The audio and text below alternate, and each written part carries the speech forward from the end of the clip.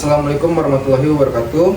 Yang terhormat Ibu Sendeli Markinanti MSI selaku dosen Statistika Probabilitas. Kami dari kelas 63501 di sini ingin mempresentasikan hasil proyek kami yang berjudul One Way ANOVA dan Two Way ANOVA. Sebelum kami mulai presentasi, kami akan memperkenalkan kelompok kami terlebih dahulu. Yang pertama ada saya Nabila Kanazara dengan NIM 6322084. Saya Siti Ani Batu Syahada dengan NIM 6322066. saya Irsyad Ilham dengan NIM 632200738. Saya dengan Khairul Nisa dengan NIM 632200519. Saya Irma Fayu dengan NIM 632206552. Saya Yudita dengan NIM 632200772. One Way ANOVA. Di sini ada tabel perbandingannya, yaitu parameter perbandingan One Way ANOVA, Two Way ANOVA. Pada sifat ketergantungan One Way ANOVA, yaitu ketergantungan berkelanjutan adalah elemen paling penting dari ANOVA satu arah. Sedangkan Two Way ANOVA, yaitu ketergantungan pada banyak faktor, adalah poin utama perdebatan untuk jenis metodologi ini. Uji hipotesis. Pada One Way ANOVA, jumlah pengujian hipotesis tidak dapat ditentukan. Pada Two Way ANOVA, setidaknya 3 uji hipotesis dimasukkan dalam ANOVA dua arah. Jumlah variabel dependen yang disertakan. Pada One Way ANOVA, 1 variabel dependen dimasukkan dalam One Way ANOVA. Pada Two Way ANOVA, kombinasi variabel dependen dimasukkan dalam Two Way ANOVA. Interpretasi hasil. Pada One Way ANOVA ini menggunakan tes berbeda pada satu variabel untuk rentang yang lebih luas, sedangkan Two Way ANOVA ini menguji semua variabel menggunakan tes yang sama untuk mencapai akurasi dalam hasil. Pengertian One Way ANOVA. Metode ini digunakan ketika kita ingin membandingkan rata-rata dari 3 atau lebih kelompok data yang berbeda. Misalnya, jika kita ingin mengetahui apakah terdapat perbedaan signifikan dalam hasil ujian matematika antara 3 merek HP yang berbeda, maka One Way ANOVA adalah pilihannya. Persyaratan penggunaan uji One Way ANOVA. Yang pertama yaitu sampel berasal dari kelompok yang independen. Kedua, variabel faktor bersifat non-metrik atau data kategorikal. Yang ketiga, data masing-masing kelompok berdistribusi normal. Yang keempat, varian antar kelompok harus homogen. Studi kasus One Way ANOVA. Seorang penjual handphone ingin membandingkan penjualan handphone dengan merek Samsung, Oppo, Vivo, dan Xiaomi, di mana para pembeli handphone di toko ini hanya dihadapkan pada keempat merek tersebut. Kemudian akan diteliti tentang berapakah rata-rata penjualan keempat handphone tersebut, apakah terdapat perbedaan rata-rata dalam penjualan keempat handphone tersebut, rata-rata penjualan handphone mana aja yang sama atau berbeda penjualannya. Langkah-langkah uji One Way ANOVA. Yang pertama, melakukan uji normalitas Shapiro-Wilk. Yang kedua, melakukan uji homogenitas. Yang ketiga, melakukan uji One Way ANOVA. Selanjutnya, ada dasar pengambilan keputusan uji normalitas. Yang pertama, jika nilai SIK lebih dari 0,05, maka data tersebut berdistribusi normal. Yang kedua, jika nilai SIK kurang dari 0,05, maka data berdistribusi tidak normal. Selanjutnya, di sini ada tabel penjualan handphone dengan merek Samsung, Oppo, Vivo, dan Xiaomi. Lalu, dengan pengkodean data, merek Samsung kategori nomor 1, merek Oppo kategori nomor 2, merek Vivo kategori nomor 3, dan merek Xiaomi kategori nomor 4. Selanjutnya, ada penggunaan SPSS-nya. Di sini ada tabel Test of Normality. Dasar pengambilan keputusan uji normalitas, jika nilai SIK lebih dari 0,05, maka nilai residual standarnya normal. Jika nilai SIK kurang dari 0,05, maka nilai residual standar tidak normal. Di sini, penjualan merek Samsung dengan hasil 0,078 berarti nilai SIK-nya normal. Lalu ada penjualan merek Oppo dengan hasil 0,372 berarti berdistribusi normal. Selanjutnya ada penjualan merek Vivo dengan hasil 0,613 berarti berdistribusi normal. Dan yang terakhir ada penjualan merek Lenovo dengan hasil 0,950 berarti berdistribusi normal. Selanjutnya ada tabel deskriptif. Melihat perbedaan rata-rata penjualan 4 merek handphone berdasarkan output SPSS deskriptif, kita dapat melihat perbedaan rata-rata penjualan dari keempat merek handphone dengan rincian sebagai berikut. Yang pertama, rata-rata penjualan handphone Samsung sebesar 45,30. Yang kedua, rata-rata penjualan handphone Oppo sebesar 41,10. Yang ketiga, rata-rata penjualan handphone Vivo sebesar 39,00. Yang terakhir, rata-rata penjualan handphone Lenovo sebesar 39,70. Dengan demikian, maka secara deskriptif dapat disimpulkan bahwa rata-rata penjualan tertinggi adalah handphone Samsung, yaitu sebesar 45,30. B. Menguji kesamaan varian atau uji homogenitas berdasarkan output SPSS atau Test Homogeneity of Variance diperoleh nilai signifikasi SIG sebesar 0,074 karena nilai signifikasi 0,074 lebih dari 0,05 maka dapat disimpulkan bahwa varian keempat kelompok penjualan handphone yang kita bandingkan tersebut adalah sama atau homogen sehingga asumsi homogenitas dalam uji one way ANOVA terpenuhi. C. Penguji apakah keempat sampel mempunyai rata-rata yang sama atau berbeda atau uji ANOVA. Dasar pengambilan keputusan dalam analisis ANOVA. Yang pertama ada jika nilai signifikasi atau SIG lebih dari 0,05 maka rata-rata sama. Yang kedua, jika nilai signifikasi atau SIG kurang dari 0,05 maka rata-rata berbeda. Berdasarkan output ANOVA di atas diketahui nilai SIG sebesar 0,009 kurang dari 0,005 sehingga dapat disimpulkan bahwa rata-rata keempat penjualan merek handphone tersebut berbeda secara signifikan. D. Mencari kelompok mana saja yang penjualannya sama dan tidak sama atau tes post hoc. Pengujian nilai Turkey HSD adalah pengujian perbandingan jamak untuk menentukan apakah rata-rata penjualan tersebut signifikan dalam jumlah analisis varian. Sebagai contoh, kita akan membandingkan rata-rata penjualan handphone Samsung dan Oppo. Angka perbedaan rata-rata untuk penjualan merek handphone tersebut adalah 4,200.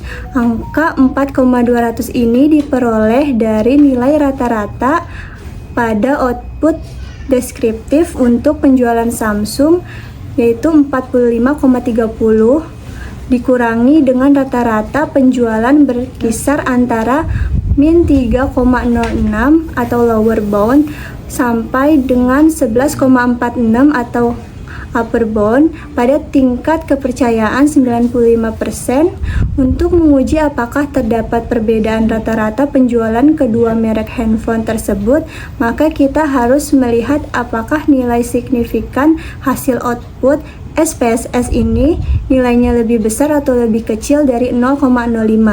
Berdasarkan output multiple comparison, diketahui nilai SIG sebesar 0,415 lebih besar dari 0,05, maka dapat disimpulkan bahwa penjualan handphone Samsung dan Oppo adalah sama sehingga perbedaan rata-rata penjualan secara deskriptif antara kedua merek handphone tersebut tidaklah signifikan. Melihat kesamaan rata-rata penjualan keempat merek handphone. Untuk melihat kesamaan rata-rata, maka kita akan menggunakan output Turkey HSD. 1. Pada subset pertama terdapat data penjualan Lenovo, Vivo, dan Oppo.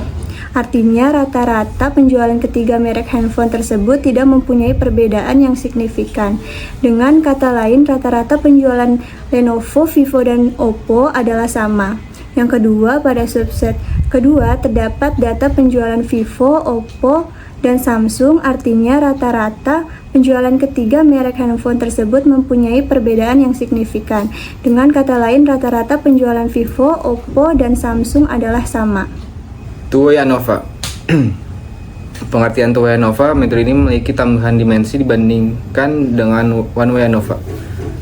Metode ini hanya mempertimbangkan satu faktor, seperti pada one-way, tetapi dua faktor sekaligus. Contohnya, jika kita ingin mengetahui apakah terdapat interaksi antara jenis makanan dan jenis olahraga terhadap penurunan berat badan seseorang, maka two-way ANOVA akan memberikan informasi yang lebih komprehensif.